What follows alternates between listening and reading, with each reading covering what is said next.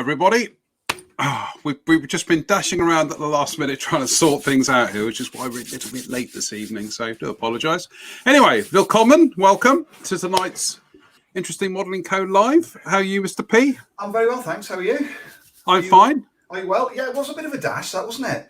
We had some last-minute discussions to make on the script that we'd not only that, but the kettle has just boiled, so I might have to just once you get started, I might have to quickly dash out. Yeah, I know exactly, and my glasses aren't on straight. Unbelievable. Doing an Eric Morecambe here tonight. So anyway, welcome to tonight's program. We have a number of things to get through tonight, and some stuff to announce at the end of the show. Indeed. So, Mr. P, what have you been up to this week? I'd like to say I've been inundated with doing lots of things, but I'm still in my planning mode for my next project. And since I finished Chieftain, feels like 10 days ago now, I really haven't found anything that's really kind of floated my boat too much. I get like this. I get like this every so often. I sort of hit a point. It's a bit like the TV channels. You've got 300 TV channels. You can't find anything you want to watch. It's a bit like that with kits at the moment, and I just can't seem to get anything that really is getting the juices flowing. I started working on a Monogram F4 in the week and sort of did a little bit on that, and then thought, no, I'm not really into this. So I think my next project is likely to be one that we will discuss later this evening. Well, you said nothing is floating or boat. Let us not forget that floating boats is one of the upcoming challenges that we've got to sort out once we have a hole in our schedules. Indeed. Because we're both pretty maxed out at the moment. So I think it's that, although we're not actually doing it, it's that psychological run-in to Scale Model World. I think it's kind of... Yes. It seems to have taken up over my thought processes, despite the fact we're not going. Every now and then I keep having this kind of gnawing anxiety that I've got to be doing something. And then it's because this time of year, because we're literally doing the kind of the Telford cram, and then I have to remind myself, no, I'm not doing anything like that. I haven't got anything to rush to get finished for Telford. There is no Telford. The models that I'm working on at the moment, they'll be finished when they're finished. I've not even... we will talk about the Festival of Modelling at the end of the thing, but to be honest with you, apart from kind of carolling the whole thing, I'm not actually doing any demos the weekend anyway, because I'll be too busy running everything in the studio. So I haven't even got that to worry about. All I've got to do is sit here and press buttons. So I don't know what I'm anxious about. I'm not anxious about the festival, because that'll be, not so relatively straightforward. No, it'll be terrifying. But I'm not. There's no point in getting stressed about that, because there's nothing. All I've got to do is plan, and that's it. So why I've still got this kind of Telford's coming up soon. It's like, no, it isn't. Yeah, and also, do you remember a couple of weeks ago? It might have even been longer than that. I said that I got this burning desire to scratch build something, because I was a little bit bored of just doing sort of building kits at the moment. Yeah, it seems to be coming and going as well. I was even looking at the idea of converting a 16th scale vehicle into a self-propelled gun last night.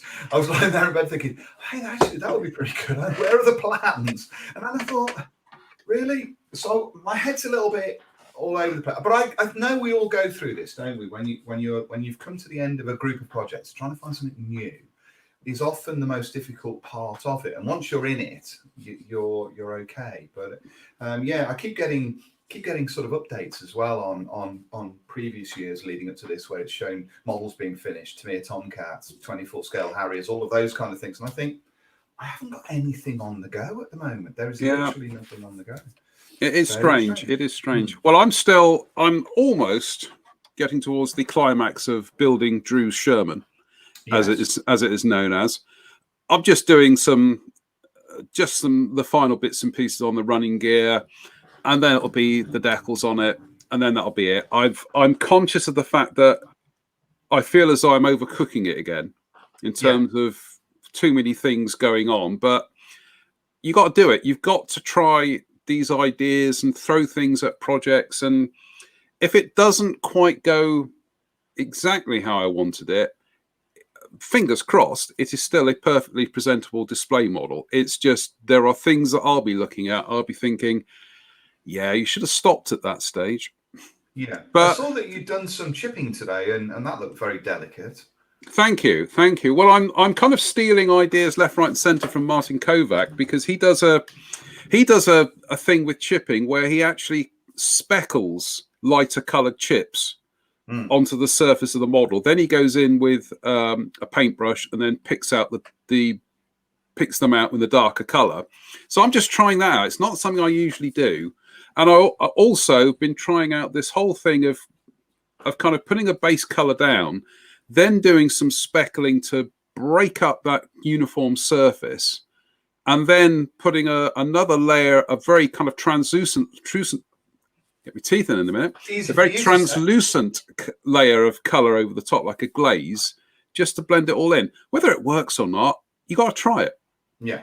Just try it. But it's we said this before, we'll say it again, it is a fabulous kit. Yeah. It's utterly fabulous. So let's just say hello to people tonight. So we say hello to Tony McKeown, Dave Fleming, Bradley Chun, Tim Perry, who apparently has a beer.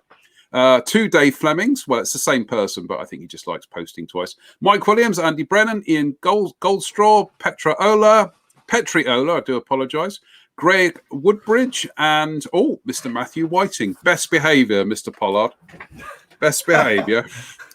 Mr. Whiting's watching, and Jen Wright.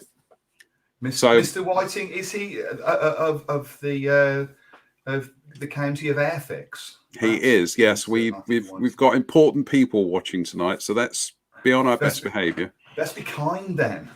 And hello to Jodie as well, and Stuart Bremner. Hello, Stuart. So, okay then, good. Let's crack on with tonight's show, and let's kick off with an interesting development, as befits the Interesting Modelling Code. Now, this appeared this week on the Mr. Hobby Facebook page. In fact, they've now geared up a Facebook page pretty much exclusively for European modelers. Thank you, Mr. Hobby. And they're doing two versions of their famous and much loved Surfacer, but these will be water-based. And in conjunction with these bottles, they're also doing two water-based sprays. Now, Mr. P, what do we make of that? I mean, first of all, I'm entirely sure at the moment. I would have to use these and try them out to see how they work.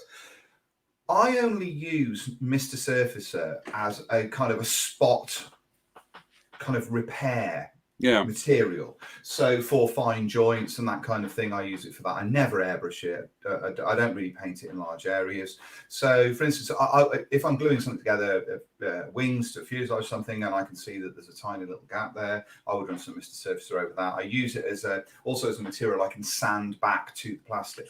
And the reason I like it is because it goes rock hard, because of the way it's made, because of that lacquer base that it has. It goes hard and you can blend it in.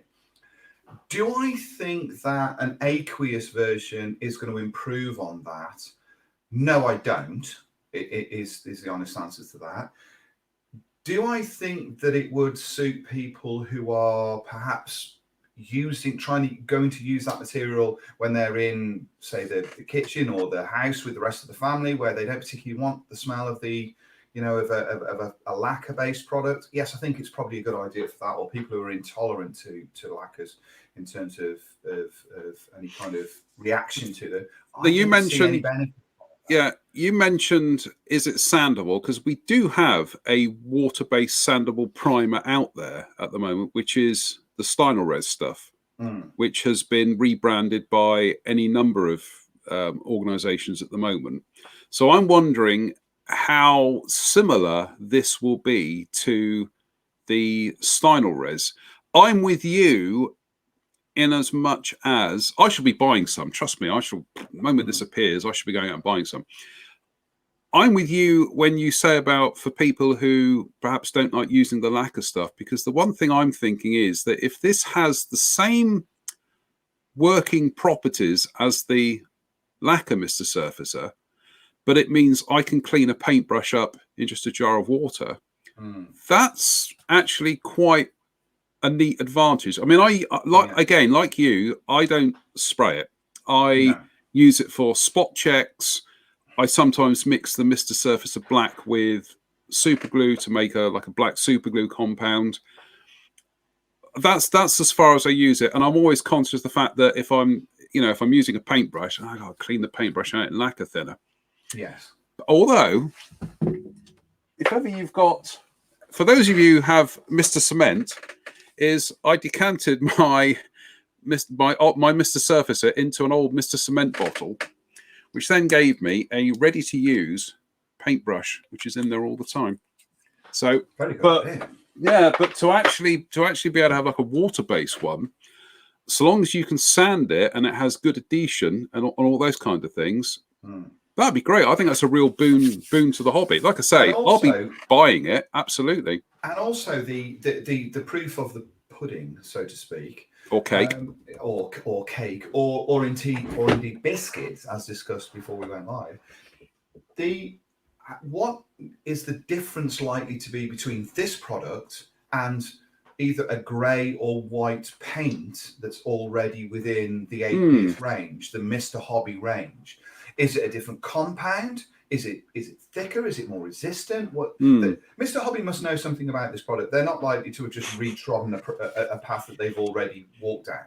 So I would imagine this is a new product that they're happy to put out on the market that builds on what they've already got there on the racks.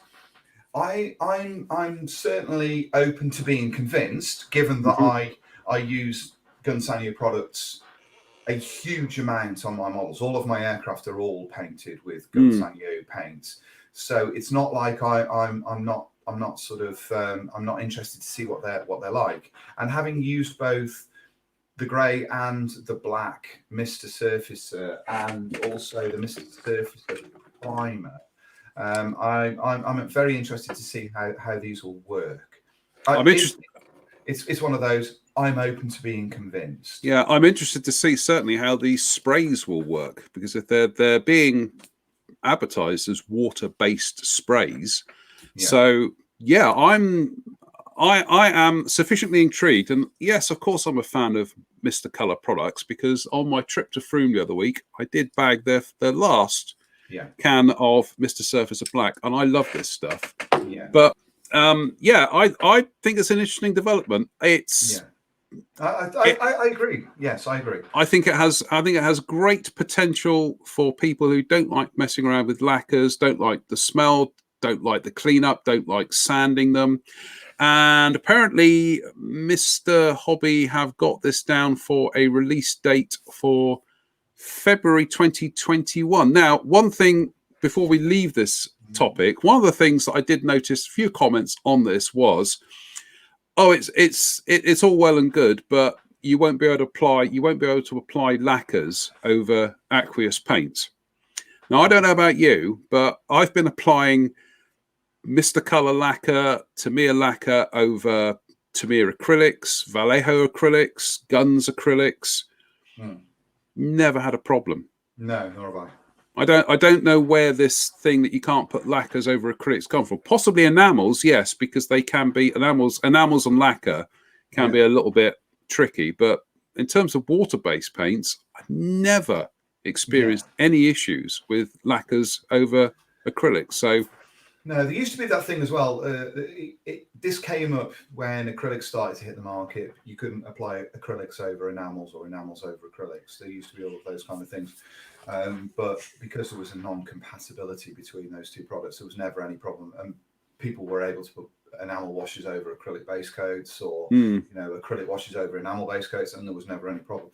I've never had that, and I've used like you, Tamiya acrylics and Tamiya lacquers, one on top of another without any issues. So there isn't a problem. The only time when that has been a problem over the years is if I've been working with a particular product and not allowed that to dry properly. A car in particular was one that came up where I lacquered it with another type of lacquer, and as it dried out, the underlying layer dried at a different rate to the upper layer, and it cracked everything. So that can happen. I had something similar. Oh, this is going back nearly 30 years ago. The Monogram A37 Dragonfly, when it came out, and I painted it in the kind of like lizard camo, that grey and green camo. And I decided that I would try to use Humbrol gloss coat, but thin it with lacquer thinner or cellulose thinner at the time. And it went down beautifully up until the point when it actually started eating through and it just crackled all the paint. Stripped it all off. I then did it again, but put it on in much lighter coats, and it worked better the second time around. So that's it. But no, it can happen. But yeah, February next year. So as and when that comes out, we will be giving you a report on that. Personally, I'm optimistic. I'm always the optimist. So you do like a new product, though. It's something that's a particular fancy of yours. The idea of new products for you to, because I might just find my next new favorite thing. Which is a laudable aim. Absolutely, and I'm supporting the hobby. He said, Saint Jonathan of retail. I feel ashamed by my lack of support for your obviously righteous endeavours. Absolutely. Well, my righteous endeavour at the moment is now to go and get a hot drink because my throat's a bit sore. So I'm going to leave you to talk about the next thing, and then I'll join you in a minute or so. So over to you. Okay. Moving away, we have the 48 scale Fallen Nat. The picture is on the screen.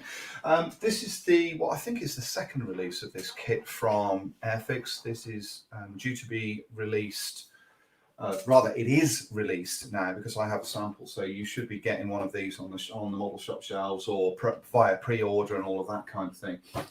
This is the first time I've taken a look at this kit, so I'm not. I'm sort of not that familiar with it. Although I'm sure I should have seen the initial release, but I didn't. Anyway, this has just arrived. There are options in this kit for 3 RAF aircraft. Those are Central Flying School, Royal Air Force Little Rislington in Gloucestershire, which is an aluminium finish with orange tanks. A Yellow Jacks aircraft from Royal Air Force Valley. That one is obviously overall yellow that you can see here with a black tail. The final one, and the one that I really like, is number 4 Flying Training School, RAF Valley, Anglesey, Wales. That one's really nice. It's in an aluminium finish with signal red tail, wings, and nose. Having had a look at this kit in some detail, it's very typical of the current brand of Airfix kits that have come out over the last couple of years. It's beautifully molded, it's nicely detailed, panel lines and surface detail is delicate and well rendered. It's sensibly broken down. Obviously the Nat is a very small aeroplane, and this is a very small kit, even in 48 scale, of this aircraft. So you're going to be able to build something that's really compact and really nicely proportioned. There's some great little features in this, though. The cockpit's fully detailed, as you would imagine. The nose bay with all the electronics in it, you can have that open to reveal all of the boxes inside there. The canopy can be posed open. The ejection seats are multi-part, including seat straps. And then you've got the decal sheet, which offers all of the markings that we've discussed, but also offers you plenty of stencil data as well. The decals are obviously, we have a dog in this particular fight, but the decals are really nicely designed, and they offer everything that you need for this model. In terms of molding quality, the kit is as clean and tidy as you could wish for from one that's produced in 2020. I really like this model, and so much so that this arrived on Friday, and I had a quick look at it, that I'm planning to have a go at this starting tomorrow. I think I'm gonna build one of these, and perhaps I'm gonna do a Jonathan on this and try and see whether or not I can multi-layer the finish. I'm choosing to do the number 4 FTS aircraft, which is in overall aluminium with the signal red colours on. So I'm going to see whether or not I can get some patina into that aluminium finish, and see whether I can make it a little bit more random and add some interest into it, and maybe do the same thing with the red as well. So this is a very nice new kit, or rather a very nice kit, because as I mentioned, we have seen this already, but this is the new release with the new markings in it. So it's on sale now, and if you're interested in military jets, definitely one to recommend. I will add a point about the A scheme and the B scheme, and that is that it has to be stressed, these were painted aluminium. Indeed. I have seen a number of Nats that have been finished. Okay, they've been finished to the builder's satisfaction. I always run with that. But they have been finished in natural metal. Yes. They're painted aluminium. And actually, towards the end of their service life, they started to get really quite dull and quite yucky. Before Dave Fleming, no doubt his fingers are gliding across the keyboard as we speak. Yes, Dave, some of these were later finished in light aircraft grey and signal red, and indeed light aircraft grey and a fluorescent red. And if it seems to be a kind of a real mix between the fluorescent kind of red and signal red. Signal red is actually a really bright colour. When you see signal red next to roundel red or post office red or cherry red, whatever you want to call it, they are two different colours completely. Yes. Really two different colours. So, but yeah, this is do you know what? This is a very popular kit. It's the 72nd scale one just, has proved to be very, very popular. And this one, whether it's because of the size, the price, and the colour schemes you can wring out of it, whether it's just getting repeat orders, people coming back for another go at it. But I'll get around to building one at some stage. I still haven't yet. It's in 48 scale. It's not much bigger than a P-51. It's tiny aeroplane. Tiny, absolutely tiny. And if you stand next to one in a hangar, anybody that's been to Cosford and had a look at the red arrow that is in there, it is minute when you stand next to it. It's a very, very small aeroplane. It literally is a gnat. It literally is. Literally is a gnat. Buzzes around your ears. Yeah, absolutely. Just to read out some comments here. Jen says the guns accretion paint is nasty. Accretion, right? I think I know what she means. Fair enough, Jen. Mike says that's the third release of the Nat after initial release of Red Arrows boxing. Indeed, it is. Mike's built his. Mike, if you can dig out the photographs of your Nat, and we'll put them up on the page because it was absolutely lovely. Surprise! There we go. Dave Fleming, isn't it light aircraft grey? No, Dave, that one is actually silver, because I looked at the photographs and you can see that slightly kind of metallic patina to the finish. So it definitely is silver. And there we go. Airfix trivia. The Nat was the first aircraft project that designer went on to do. The Hellcat did when he started, scaled up and refined from the 72nd scale one. There you go. There we are. Bit of an exclusive for tonight's program there. So fabulous. Absolutely. Let's jump back in time now to 1945. And I'll tell you what, if I woke up on Christmas Day and this was in my stocking, it would have to be an exceptionally large stocking, even for my elephantine feet. But it's this. It's the Battle for the Reichstag battle set from Italeri, which looks to be a humongous set, because Oh, well, where do we start? It includes a laser cut facade of the Reichstag building itself, which, as you can see, is over 2 feet wide and a foot tall in 70-second scale, which I think that's really quite remarkable. You also get a T-34-85, which I am going to stick my neck out and guess that is probably the Eshi kit. I've no idea on the provenance of the Russian infantry figures, because Eshi did do a set back in the 70s, so it could be that, or it could be Italy's own tooling. You get a 8.8 centimeter Flak 37. You get the crew. You get German infantry figures. As I say, you also get the MDF laser cut Reichstag building. You get a decal sheet.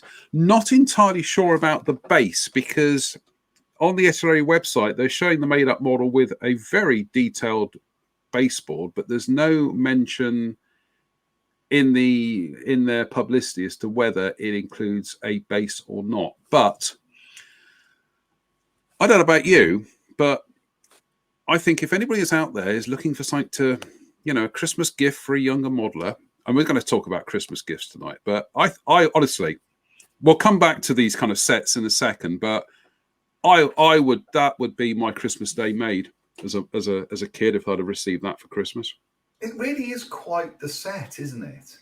I think I'm going to sort of put my neck out and sort of assume that there must be some kind of base to go with it, some sort of vac form base. It would make sense for there to be.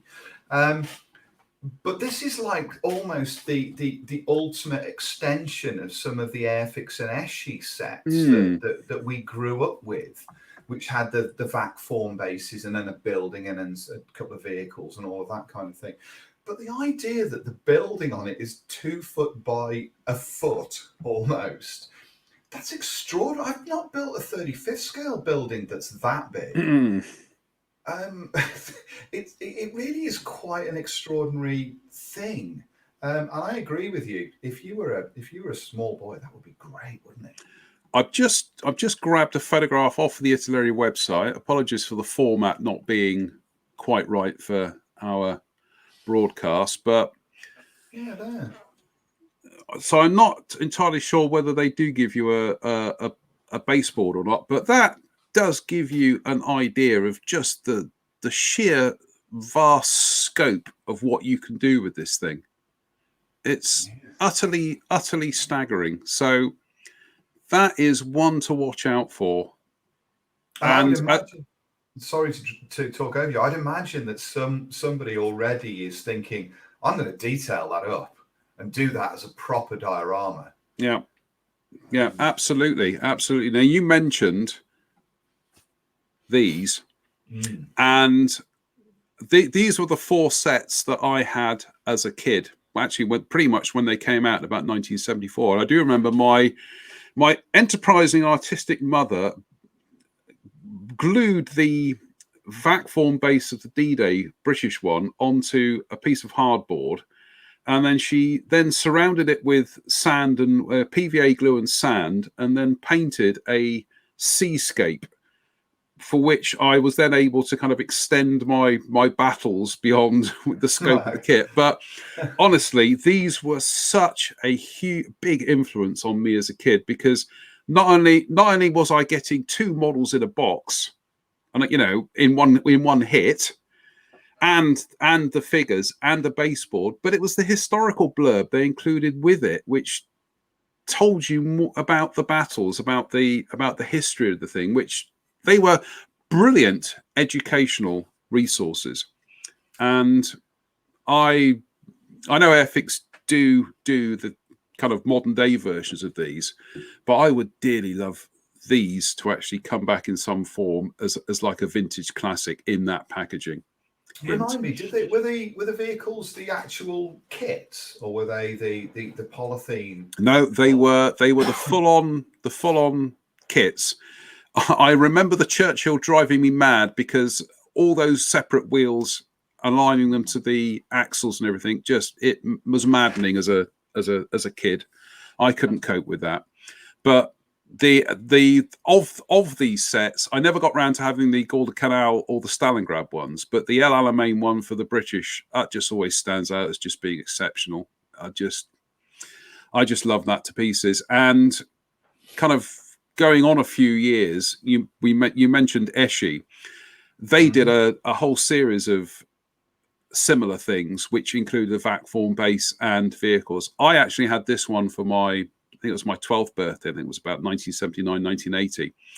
And again, just overwhelmed to get 4 kids in a box. It's like, wow, unbelievable. And it has to be said, that white Scout car is a beautiful little kit. Still is. Hopefully I'll get reissued again sometime. And you also had companies like Nitto were doing similar. Now, I think either you or Drew mentioned this the other week, is that their sets were intended to be combined to form one giant battle scene. And it was always hinted at on the boxes of their kits. Up in the top right-hand corner here, you can see what appears to be various scenes being combined together to form like a huge diorama. Yeah. I got to say, as a kid, I think for the same birthday I had the D-Day sets, I also got a Nitto Tiger. Astounding kit because it came with vinyl bits for the air filters and an interior. If you've never seen these Nitto models, they are staggering in terms of the amount of detail they crammed into them. But even as a kid, I looked at that picture up in the top right-hand corner of that diorama, and I remember being especially taken with just how gaudy and unconvincing that was. Yes. Yes. Very, very stylistic rather than realistic. And so I say that as I became a student and a fan of Japanese science fiction and monster movies, that becomes a constant, is that realism is not what you're going for. It's a style. I've got some comments coming in here. Tiger Tank is shown but not included on the contents of that Italeri diorama set. That's a good point, Mike. A Tiger Tank is shown. Let's go back and have a look, shall we? No, it's only showing, Mike, on the box and on Italeri's blurb. It's only showing the T-34 because I think we'll have to wait. We'll have to wait and find out. There is a link to this will be posted up on the Facebook page at the end of the show. So I suggest you all click on the link and go and have a look and see what's going on with that. But just for the building alone, that looks absolutely immense. We need to speak to our man in the company to ask exactly what's included within. Absolutely, I'm sure we'll probably get an email or a message before this show ends, giving us some more details. But on a similar theme of things that are good for kids and potentially might make for good Christmas presents. Indeed, although I think in some ways that maybe does them a slight disservice. Absolutely. What we're talking about now is Airfix have added to their vintage classics range, really, but at a later sort of cluster of kits, with the F-16, F8, F-15, F-16 and F-18. Now, these kits were, the F-15 was released in 1978. The F-16 was, the F-18 was released originally in 1981 as a full-scale development aircraft. The box art for this kit, you may remember, had number 3 on the aircraft, which was the one that was white trimmed in blue. And then it was at some point, I think it was retooled to create a more in-service production F-18 Hornet rather than the prototype that featured lurk slots and all of that kind of thing. And then finally, the F-16A, which has been reissued, was originally released in 1982 as an F-16A/B, you may well recall, with featuring one of those awful Airfix boxes with the made-up model sat on a map or a part map or whatever. Just a dreadful piece of marketing that has been consigned to the dustbin of history. So these three kits have now appeared once again as a collection. Now they have been seen on and off over the years, but this is the first time that I've been able to take a look at them since the early 80s, when I had a couple of these. I certainly had the F16. I might well have had the F15. The F18, that sort of passed me by a little bit, but it's the first time I've had a look at them. And although these kits and these packages are unashamedly aimed at the younger modeler, I think that they have some things to recommend them, especially if you are of a mind to take a basic kit and try and work some magic on it and elevate it up. I think they sort of run in order. I think the F15 is perhaps the best of the bunch. Then there's the F16 and the F18, which is slightly more simplified. Each of the kits offers three individual sets of markings. So you don't get choices like you would in a normal Airfix kit. This offers just one option in each one. The F15 that you see there, this is a Tiger Meat aircraft from Bitburg. But this is a 1981 aircraft, which sort of fits in with its release date, which is quite nice. The second one, the F16A, this one is from Kansas Air National Guard, which has got it's a kind of a really toned down scheme. This one is from 1990. A much later option. And finally, the F18 Hornet is a very kind of stripped back scheme. This one is from the NSAWC Weapons Test Center. As you can see, it's just two-tone grey. It's got some toned down markings on it. Detail across these kits are, and I don't think this is an unfair accusation, it's typical of that era of Airfix kits. So from sort of 78 through to 82, they're what you would see from Airfix at that point. They're nicely molded. There is a reasonable level of detail, especially on the F15. There are areas that are nicely detailed on that, cockpit in particular, undercarriage bays. Inside of undercarriage doors, for instance, have got kind of rivet and panel detail, which is a bit of a surprise.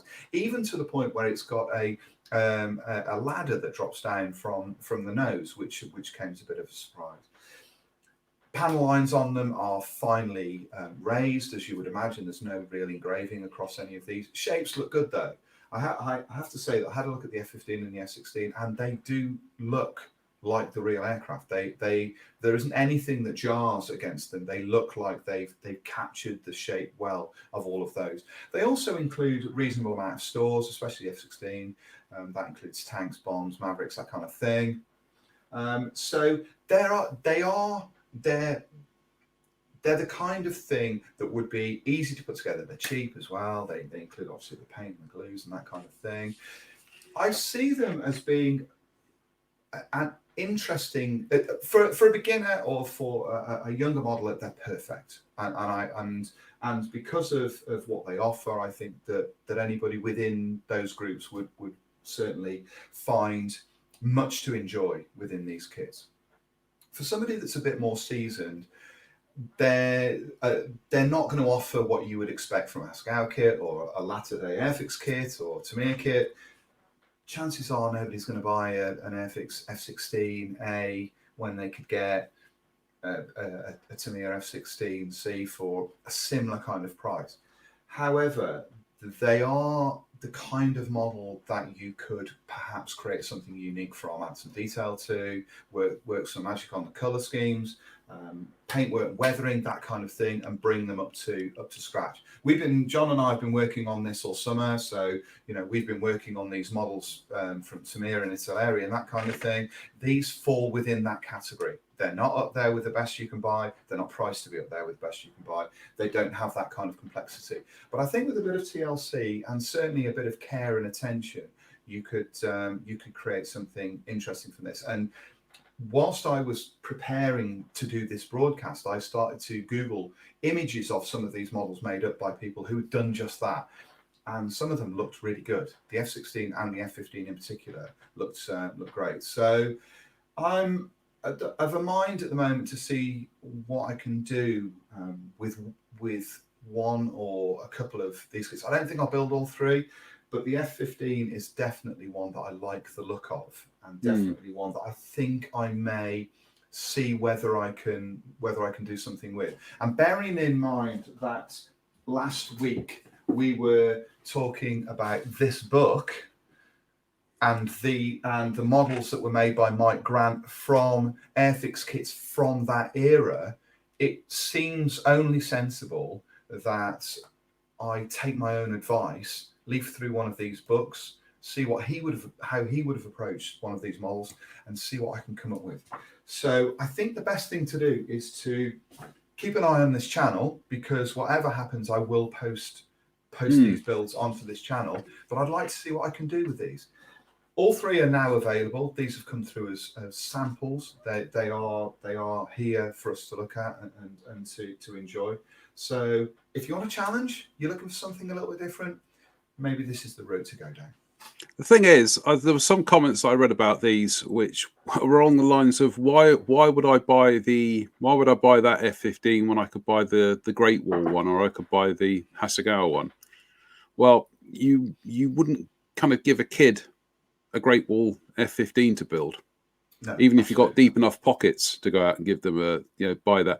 There are different stratas of the hobby. There are different needs and different expectations across the hobby. Not at the risk of kind of droning on about this, not everything is enthusiast centric. So there are things, there are kits that are going to be released out there that, and these are starter sets. They come with a paintbrush and paints, very basic paints. They are aimed at a completely different market to people who will go out and buy the Tamiya F-16, the Great Wall F-15, the Academy F-18. So it's, as the phrase goes, horses for courses. Indeed. Absolutely. Let's just catch up on some comments here.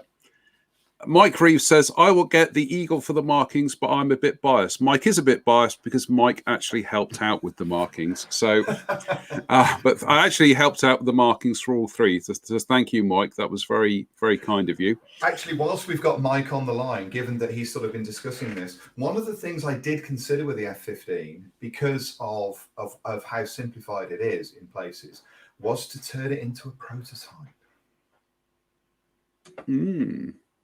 So there's a thought. And to rework either into the prototype of that aircraft, or one of the developmental aircraft with the orange trim on.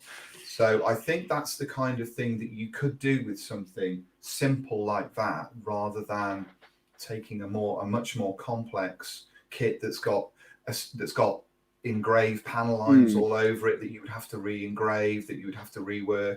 You could convert that into a prototype, or convert it into a full-scale development aircraft and sand it smooth, and still add some detail into it, add a nice color scheme on it, nice paint job, and it would be a lot simpler to do it from a kit like that, rather than something that has all of the production panel lines engraved into it that you're either going to have to re-engrave or fill. So from that point of view, it opens up other possibilities because of its simplicity. When we get round to doing part 2 of our favourite magazine articles and things, there is a copy of Scale Models that has reviews of what were then the new Revell monogram and Hasegawa kits, and it is just a brilliant article. It's staggering. We'll talk about that another time. We'll talk about that, but it's brilliant stuff. On a similar vein, we're not going to leave these aeroplanes behind.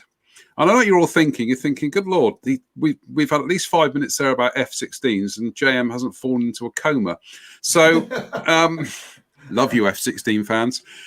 On a similar note, we have 2 new paint sets from Ammo of MiG turned up as well. And they are for US Air Force aggressors. Now, this set, which is, I'm trying to see what the number is, it's 7234, is for desert and Arctic colors. And they give you some example schemes on the back. Has to be said, I do like that Desert F15. Doesn't that look absolutely gorgeous? But the set does include matte black, FS 36628 cold grey, FS 30279 light wood, FS 36231 dark gull grey, FS 30140 clay brown, and FS 34079.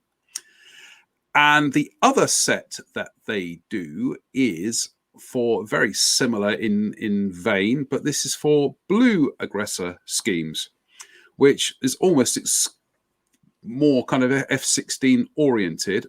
But for this, you get FS 36251 grey, FS 36270 medium grey, 35109 French blue, 36622 grey, 36628 cold grey, and finally 35450 air superiority blue. Again, I would say of the suggested schemes there, and it's not any kind of bias on my part, again, I have to say that the F15 does look to be a nice scheme.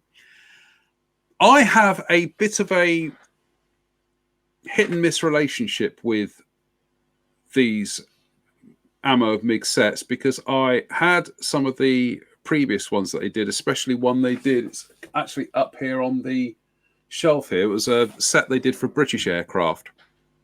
And because they try and get one paint and get it to do two jobs, and I notice on here, on the thing here, they have that they describe the 36231 dark gold grey. They've also put it down as BS 638, which I can't remember off the top of my head what that is.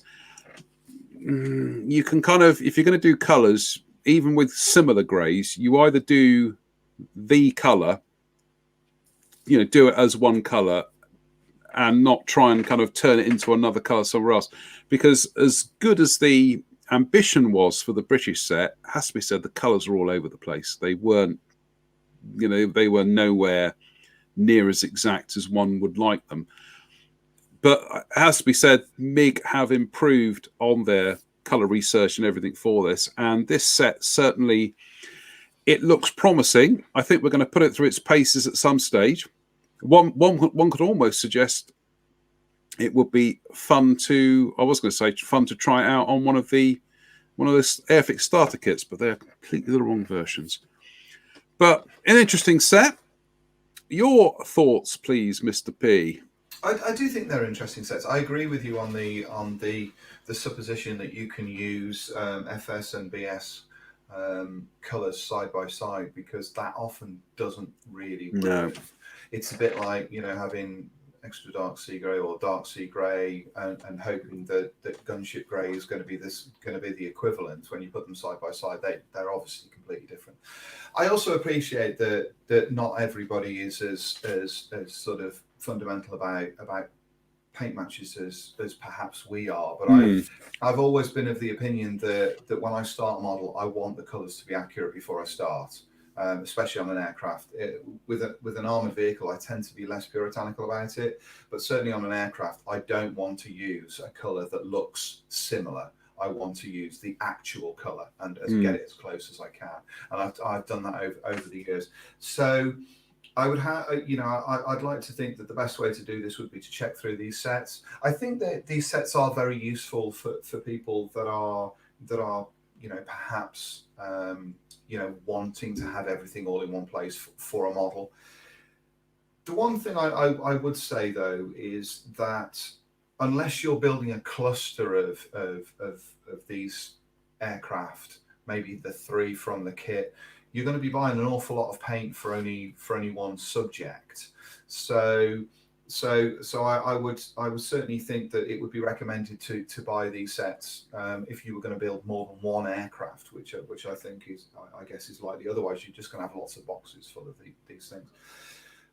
But I do like them. I think they're very well packaged. I think they're very well presented. I like them as a product. I think that they come through really well. I know that these acrylics are certainly very popular amongst modelers, and certainly very popular amongst modelers on the continent as well, who tend to use less lacquers than. Yeah, I was going to say we should point out that these are water based. Are they water based or alcohol based? They're not going to be lacquer. They're not going to be hot lacquer based paints. And this ties in very much with the primer that we mentioned earlier on, because if you are using one of these, you do need to have a primer base underneath, especially if you're masking over the top of it. These will not stick to plastic anywhere near as well as lacquers, and so you have to operate them in a different way. But yeah, and I like the choices as well. I certainly like the choices of aircraft on the box. They look great. I agree with you. The F-15 is absolutely the one. But then, as I mentioned, I think the other day when Drew got slightly exercised by the concept that the F-15 is the most beautiful aircraft ever to fly. So seeing it in camouflage and not seeing it in two shades of compass grey is a very intriguing possibility. I was just going to say, I think actually being able to get all the colours in one box, especially if somebody wants the colours but then goes to the local model shop and they've got two of the colours in but not the other ones in stock on the individual paint racks, I think actually being able to get them as a set is always a bit of a bonus. And again, paint sets are nothing new. Humbrol did this 50 years ago with the Authentics range that they did. They did like a tank set. It was very basic back then. A tank set, which was just desert yellow, olive drab, dark green, something like that. Yeah. So these they're always useful sets, I think. And having had a look at obviously we've got packaging. We have the samples. Looking on the box, the F-15 only needs the clay brown light wood.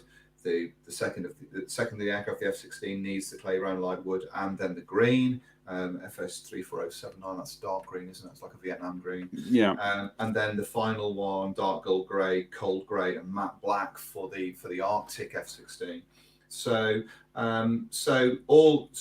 in order to get the best from the box, you will be building all three of the aircraft. But I think, like everything, like we were talking about earlier on with the aqueous sets from Gunsanyo, the proof is really in the use with these things, to use them and to see how they would look on a model. And certainly, I would agree with you on that desert, that F-15. That really is sort of getting the juices flowing a little bit to see how that would look. And I think in 48 scale that would look magnificent, wouldn't it, in those two colours? I have to say that I must stop saying that. I must stop saying I have to say. I keep saying that all the time. It has to be said. Use another cliche. It says something for the power of suggestion that a pack of paints can give you. Is up until a few days ago, a desert coloured F-15 hasn't really kind of figured in my modelling crystal ball. Yeah. But having seen that and with a set of paints out there, you then think, actually, I want to have a go at that, Indeed. And also, let's also sort of think that the colours that are offered in this one in particular, the blue colours, a lot of those colours are appropriate to other aircraft as well. Absolutely. So it's not as though you're buying colours that will only be applicable to those jets. They're not. You could use these colours on a whole raft of other things as well. Yeah, Jen Wright has thrown the gauntlet down here. She says, do all three, these are the Airfix kits, do all three as prototypes would make a lovely lineup. There's a thought. And Mr. Whiting is egging on even more by saying, yes, Streak Eagle. Streak Eagle. Streak Eagle. So, and Mr. Mike Williams has also said Streak Eagle. Dave Fleming has also said Streak Eagle. So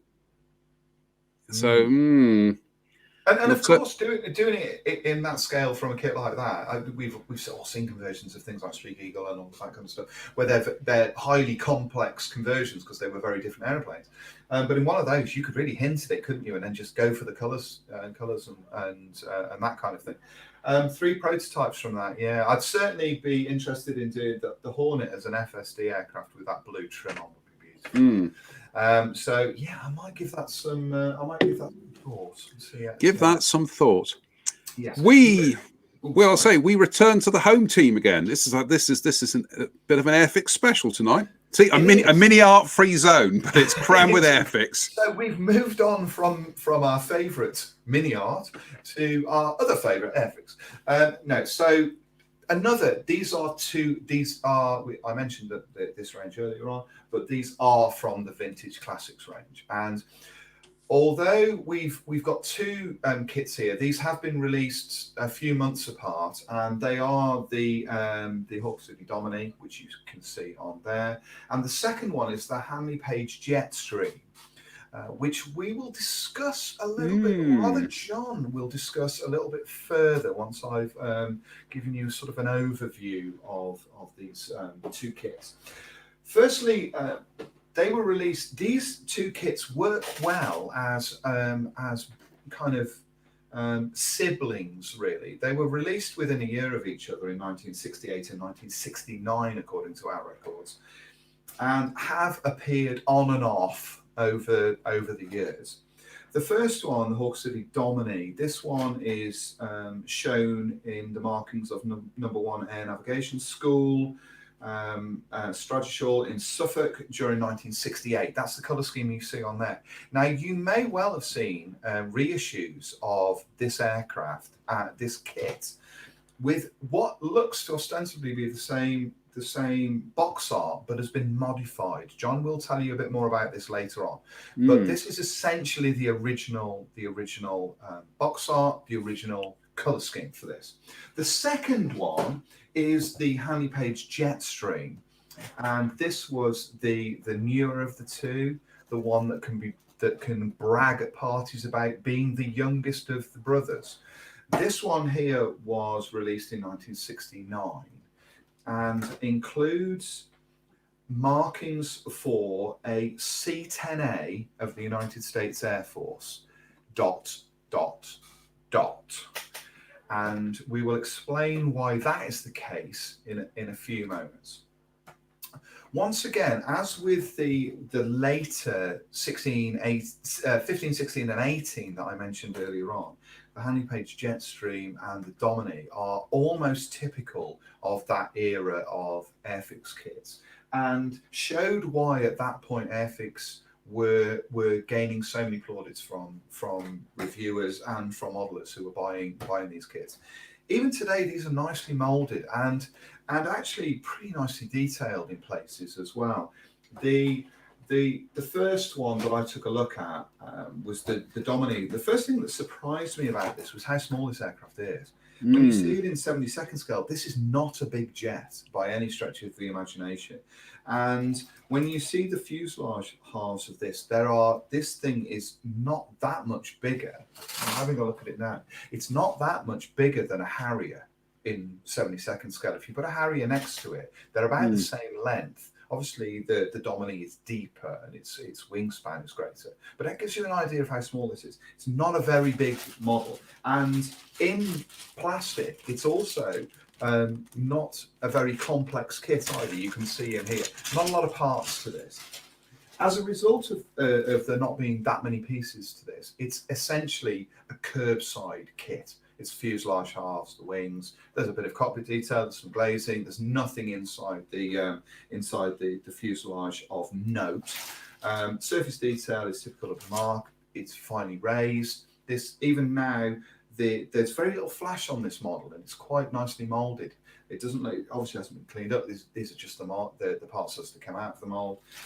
And along with the rest of the kits from this range, you get the option of just one set of markings, and that covers the box art. There isn't a second set within this, it's just the box art, which is fine by me because that is a glorious colour scheme for this aircraft before they decided to make training aircraft all black, which looks horrible in my opinion, but looks great. So nice little kit. The Jetstream is 1 year older and shows some progression on the part of Airfix, because unlike the Domini, it includes quite a lot of internal detail.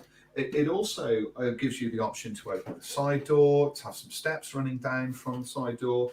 Inside, it includes bulkheads and what look like canvas seats, for want of a better description, so that when you open up the side door, you can see some seating inside the cabin area. Cockpit detail is in there as well, which includes seats, I think control seats, control wheels, bulkheads. There's no instrument panel in this. There is no instrument panel.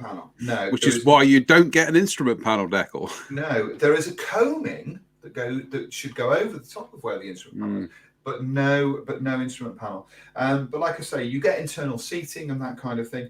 Oddly though, you don't get a floor inside the rear cabin, although you get the seats. The seats seemingly just gluing themselves to the side of the fuselage.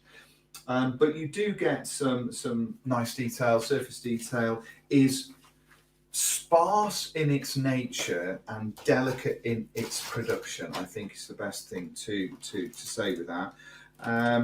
There are some access hatches on the wings, that kind of thing, a few panel lines on the fuselage. But I would be very tempted, if I was to build this model, definitely to do a Mike Grant on this. Add some odd panel lines here and there, and then paint it up in a nice colour scheme, the one that's on the box, and you'd come up with something quite neat and tidy in the same way as you would with the Domini. I don't think I'd go any further than that, really. The odd panel line here and there just to break it up, and then a nice colour scheme. This one accurately reflects what's on the box. So buy this kit and you are getting a Hawker Siddeley Domini T1 in accurate markings.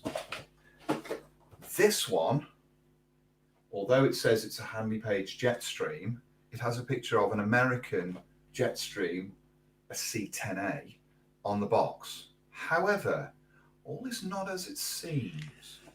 We'll come to that in a second. We're slightly overrunning tonight, but what the heck? Because we're talking about lovely aeroplanes. Spencer mentioned a slight variation in the Domini artwork, and it was very subtle, so subtle that I never really noticed it for years later, and that was around about the mid-1970s. The artwork was slightly changed to a different scheme, which was the College of Air Warfare, and the serial number was also changed. Very skillfully done. So skillfully done that, like I say, I never really noticed the difference. Now, this kit survived into the Palitoy era and even appeared in one of the photo model box tops that everybody loves with such glowing affection. And then it dropped off. Then it dropped off the radar for the best part of 2 decades. It was reissued round about 2004 by Humbrol, and it included markings for a black aircraft of 55 Reserve Squadron, of which there are cabin window differences and a slightly extended nose, but it was felt at the time that just put the scheme in there.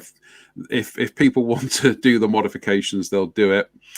And the secondary scheme was it was a 3FTS 55 Squadron Reserve aircraft in the light aircraft grey, red and white scheme.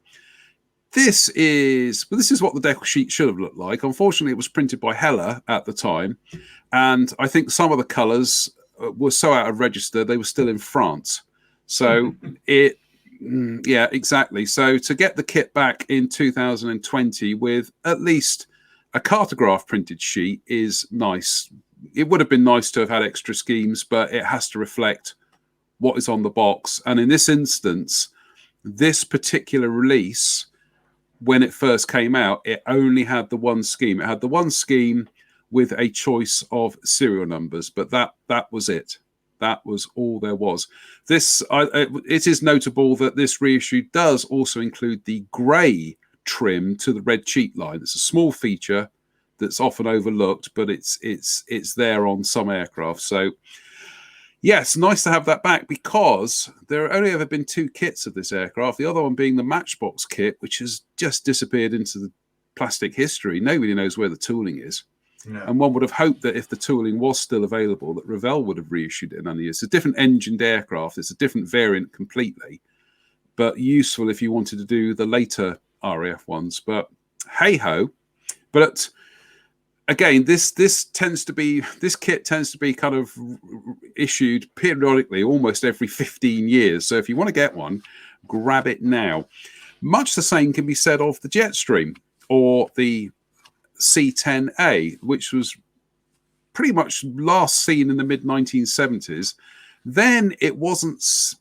That was the original boxing. Then it wasn't seen again for the best part of 15 years, until about 1987, when it turned up in one of those superb photo boxes. Look at it. Just look at absolutely. That box. But then, I mean, there's so much retouching on that. It's hard to tell what's model and what's airbrush. And this is airbrush. This is pre-Photoshop, everybody. This is airbrushing. Then it was reissued about another, 15, 16 years later, around about 2005, as a limited edition club members exclusive. And it literally was just plastic. I don't think it even included any decals. So again, if you want a copy of this, you can probably wait another 15 years. Personally, I don't want to wait until I am 68 to get hold of one of these. And it does come with cartograph decals for the C10 version and color instruction sheet. So if you want one, grab one now. But yes, the story of the C10A is a rather unhappy one, because the C10A was seen at the time by Hawker Siddeley as being Hawker Siddeley. Why don't I just call them Hawker Siddeley? Handley Page. It's almost as bad as calling a Hustler a Dominator or whatever it was I did the other week.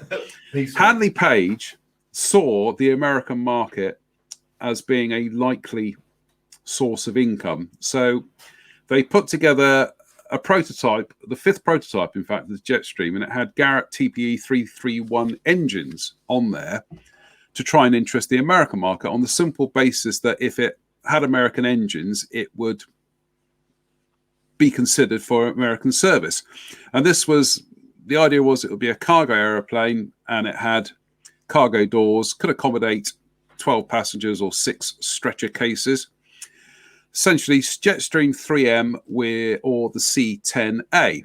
Now, Airfix at the time were obviously thinking, this could be the next big, like the Canberra, the next big British export success. And rather than do the Jetstream, which was being developed with the French Astazou engines, Airfix decided to go for the American Garrett TPE 331s and went the whole hog and did their kit as the Jetstream C-3M or the C-10A. Kit was released towards the end of 1969, at which point the Americans cancelled the order. And the C-10A never went any further than that. That was it. End of the line. It as a species, it went extinct. So what you ended up with was a kit, a dodo of an aeroplane in many respects, because over the years, and certainly Humbrol going back 20 years ago, were umming and ahhing about retooling this so that you could do the RAF and the Royal Navy ones, but it is, quite frankly, it's a different aeroplane. Everything you would have to do, wings, engines, fuselage, it literally is a case of jack up windscreen and fit new aeroplane. But, and here's a little bit of trivia that you're all going to enjoy. It was, again, the idea that the US Air Force were going to be buying this thing and it was going to be the next big transport aeroplane was not lost on Century 21 Productions, who in April 1969, when they were filming the pilot episode of UFO, Jerry Anderson's first live-action television series, in the very opening of the program, a jet stream lands at an unspecified airbase where a young Commander Ed Straker exits the aeroplane. You notice there is a bar of a Star and Bar, and there is Handley Page written on the side. And him and Colonel Henderson get into a Rolls Royce with staggering news contained within a briefcase. So even back then, I think everyone was thinking this is where the jet stream is going to go in the future. It's going to be the next big British success to be sold to the American market. Didn't make it. But so what we have here is, it's probably why it's only ever been sporadically reissued. But it's a very nice kit of a completely redundant version. However, as we've said, and it's one that people often say, why don't you reissue the Jetstream?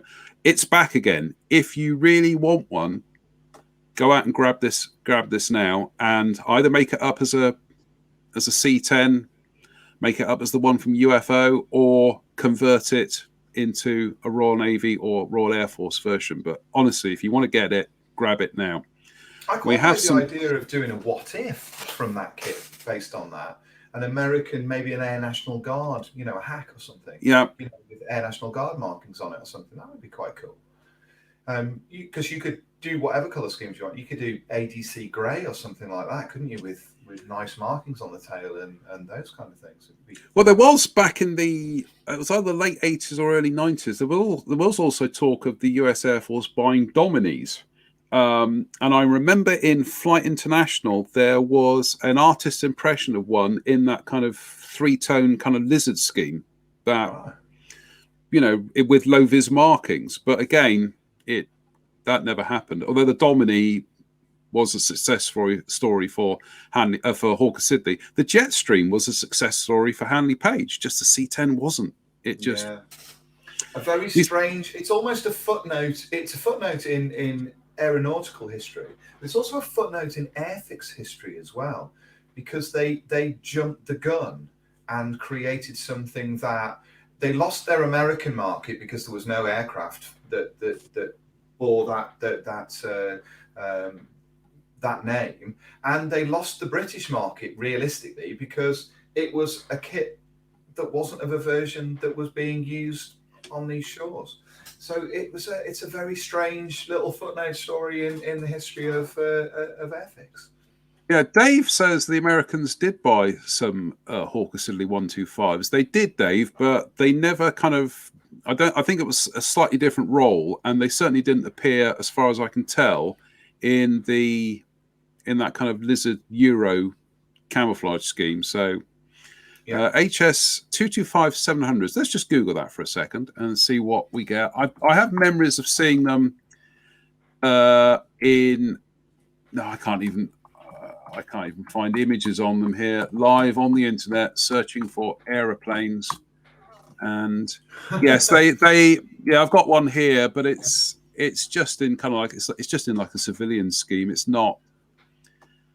Got to be in camo and low vis markings, Dave, to be proper. C29, you get there in the end. He's worse than us. So, yeah, that's two very interesting aeroplanes with different stories in terms of their successes. Like I say, Jetstream was successful, but just not that one. But so, from the point of view of the kits, it's fabulous to have them back, and it's fabulous that the modelers can have a go at doing these kits. And like you say, the helidecals were not great, were they? Yeah, exactly. But right, well, that's pretty much that for tonight. Any other business, Mr. P? I think we do have some business, don't we, Mr. Mark? We have some business about the Scale Model World Replacement Interesting Model Code Festival of Modelling. I think you've got some information. We will incur the wrath of people who... Right. We have been working on a schedule of events. Now, this is still open to suggestions. It's still open to change, but we kind of went through various iterations of what we're going to do, because essentially we have an 8-hour broadcasting window, which is what the streaming service allows us. And we thought, well, do we do it in small chunks and have intermissions in between, albeit they're dead air intermissions? We can't be live. We actually have to stop the broadcast, then start up for the next batch, then do that, then stop, then start up. Or do we just do it in one big kind of like long 3-hour chunk, then have a specified intermission, then have another big long chunk, another intermission, and then the evening virtual pub get together bit? So well, this will be going up on the page. The idea is Friday, November the 6th, 7:30 to 10 p.m. will be social night at the virtual bar with guests. Then on Saturday, November the 7th, starting at 10 a.m., running through to 13:30, there will be a rolling program of live modeling demonstrations, kit reviews, and interviews. So that will be continuous for that 3.5-hour period. Then there will be an intermission between 13:30 and 14:30. Then we're back at 14:30 through to 5:30, again with live modeling demos, kit reviews, talk, interviews, you name it. Then there'll be another intermission, and then there'll be a 90-minute social on the Saturday evening with guests. And then Sunday, pretty much a repeat. Start again at 10 o'clock in the morning through to 1:30 with demos, talk, interviews. And we are going to get some people, modelers from around the world will be appearing for chats about their relationship with the hobby and the things they do. Another intermission for lunch and cake. Then at 14:30 to 5:30, much the same again, demos, chat, reviews, stuff, you name it, intermission. And then at 7:30 to 9 o'clock, there will be the 90-minute post-show party. And this will be live streamed, as indeed tonight's show is being live streamed, to Twitter and to YouTube as well. So that's roughly what we've got in mind for the festival. And as I say, we thought it would be better to have it in continuous chunks, so if people are tuning in between the specified times, they're guaranteed to be able to see something. Whereas chances are, if we were to say, look, between 10 and 12 we'll be doing stuff, but there'll be like a 5-minute break in between as we set up the next one, is they'll tune in, they'll go, there's nothing on. Yeah. So that's the plan. Let us know what you think of it. Yes, Mr. Reeves, you will be appearing on the show at some stage, the festival at some stage during the weekend, because you are a fascinating and interesting person who has actually worked with real aeroplanes. So you're in, and we've got a good lineup of modelers for it as well. It's a shame we couldn't cram more in, but as I say, we have an 8-hour window, which has got to include the daytime stuff and the evening get together. So, but you never know. Perhaps the streaming services will start extending that. So that's the rough plan at the moment. Let us know what you think. Indeed. And of course, there'll be other while we're not, because we're not obviously going to be online. We're as individuals, you will not see our faces for 8 hours a day. That would just be far too appalling a thought. So we'll be working on other things over the weekend. As I mentioned before, I'm hoping to. I think John is sending or has sent my project for the weekend. So picking something to do. What was that? Remind me. The Hetzer. Oh no, that's going in the post tomorrow. Yes. So yeah. So that's the sort of plan, to build something from start to finish over the weekend, which is putting an awful lot of pressure on me, I have to say. And I've bigged up the possibility of me completing that in 2 days. But there'll be other things as well. And what we would like you to do as well is to give some thought to perhaps showing what you've been working on as well. So absolutely. Putting your models on there. Get involved. If you can, talk to us. Get involved in terms of asking us questions, show off your models, put them in the comments boxes, do all of those kind of things.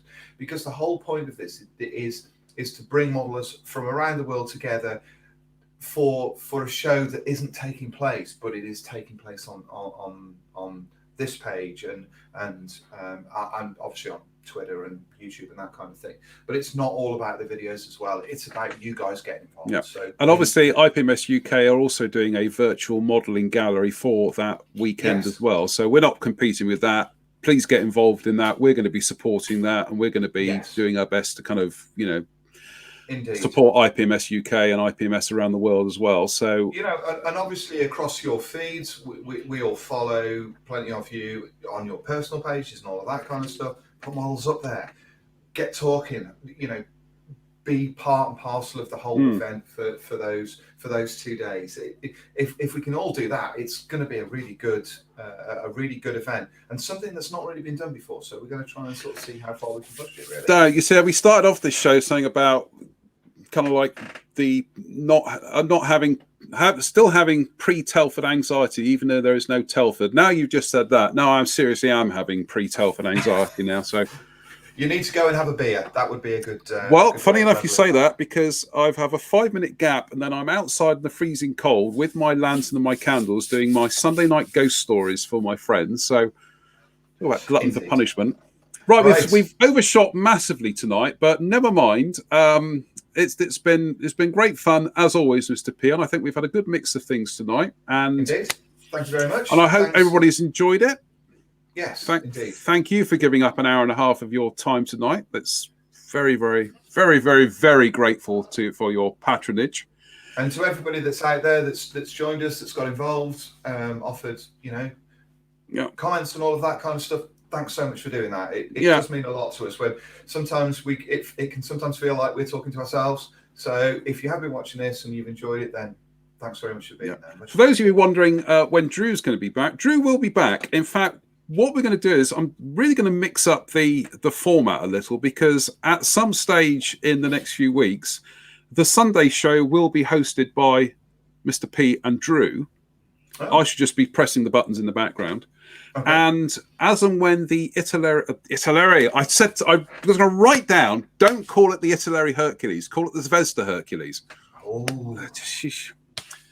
When the Zvezda Hercules finally does arrive, we'll be putting out a live program as well in the evening or whenever, which will be Drew and Jen giving their assessment of the kit. So we are going to be kind of, like I say, we're going to be mixing up faces. We also are going to have the 3-person show again with yet another quiz. So that will be coming back. But like I say, we've kind of got it not settled, but we've now got an idea of where we can go with this. So we are going to be kind of changing things around a bit and giving you some fresh faces to look at, frankly. Indeed. Absolutely. So on that note, it just remains for me to say, stay safe, stay out of trouble. Please be good, kind, considerate citizens, and we'll see you hopefully on Wednesday for the midweek show. So from myself, take care. From me, have a great week. Yeah. Look after yourselves, people, and we'll see you very, very soon. Bye for now.